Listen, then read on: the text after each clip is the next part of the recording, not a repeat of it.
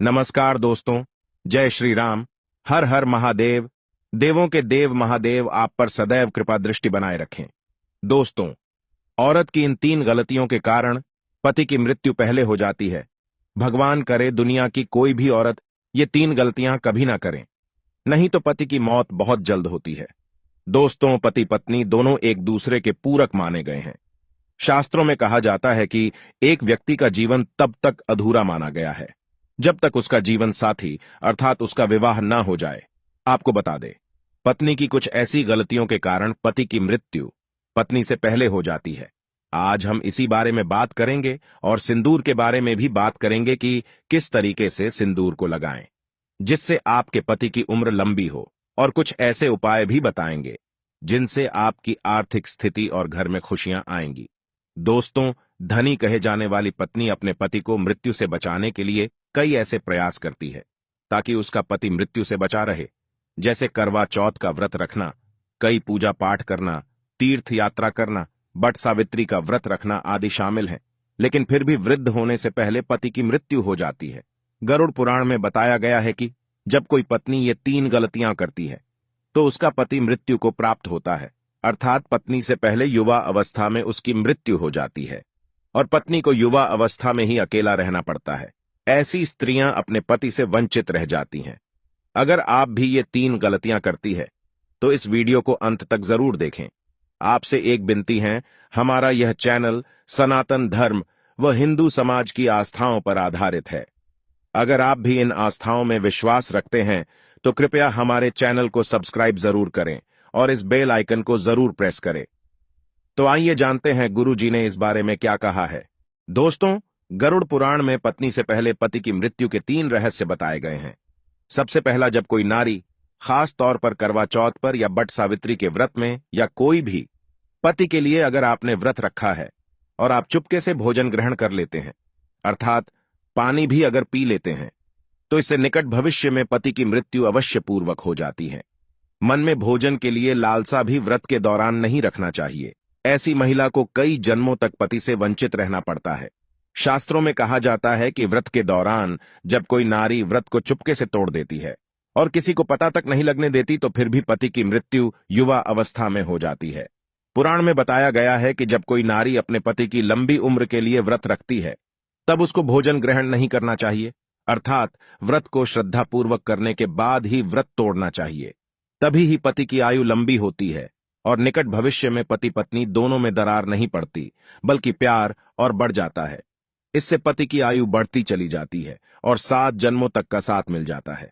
दोस्तों, नारी की दूसरी गलती, बात बात पर पति की झूठी कस्में खाना, पति से बात बात पर झूठ बोलना, झगड़ा आदि करना, मुख से गंदी गंदी पति को गालियां देना घोर पाप के बराबर माना गया है। ऐसा माना जाता है कि निकट भविष्य में ऐसे रिश्ते टूटकर बिखर जाते हैं और युवा अवस्था में पति की मृत्यु हर हाल में हो ही जाती है।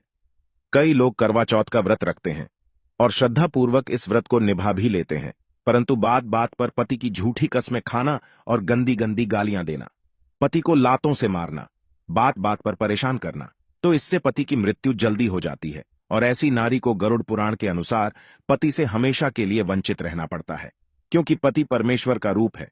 दोस्तों, नारी की तीसरी गलती, गरुड़ पुराण में बताया गया है कि जब कोई नारी मांस का सेवन करती है तब उसके पति पर कष्ट आते हैं और उसकी मृत्यु युवा अवस्था में हो जाती है।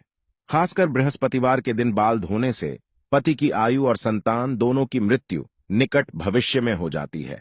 पति के होते हुए पराये पुरुष को देखने पर या संबंध स्थापित करने पर पति की मृत्यु युवा अवस्था में हो जाती है। जब कोई नारी अपना मंगलसूत्र उतार देती है और मांग भी सुनी रखती हो, ऐसे में हाथों में चूड़ियां, पैरों में पायल अगर कोई बहन नहीं पहनती हैं, तो इससे निकट भविष्य में यानी बुढ़ापा आने से पहले पति युवा अवस्था में मृत्यु लोक को प्राप्त हो जाता है। पति से पहले भोजन करने वाली नारी का पति भी मृत्यु को प्राप्त हो जाता है।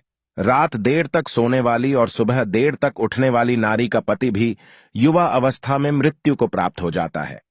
ऐसा कभी ना करे जो महिला हफ्ते के किसी भी दिन व्रत नहीं रखती हो, तो उसका पति भी मृत्यु को प्राप्त हो जाता है। दोस्तों, चाहे मर जाना, लेकिन गलती से भी माथे पर ऐसा सिंदूर कभी मत लगाना।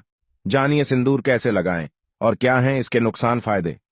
दोस्तों, नंबर 1, मान्यताओं के अनुसार जो स्त्री बीच मांग में सिंदूर लगाने की वजह किनारे पर लगाती है, तो उसका पति भी उससे किनारा कर लेता है। पति पत्नी के आपसी रिश्तों में मतभेद बना रहता है। दोस्तों, नंबर 2, ये बात तो आप जानते होंगे कि जो स्त्री अपने मांग के बीचों बीच में लंबा सिंदूर लगाती है, तो उसके पति की आयु भी लंबी होती चली जाती है। ऐसे में उन्हें माता पार्वती का आशीर्वाद भी प्राप्त होता है। दोस्तों, नंबर 3, अगर आपको देखना है कि आपका पति आपसे प्रेम करता है या नहीं, तो ऐसे में आपको अपने पति के हाथों से सिंदूर लगवाना चाहिए और देखना चाहिए कि अगर आपकी नाक पर थोड़ा सा भी सिंदूर गिरता है, तो वो आपसे बहुत प्रेम करता है।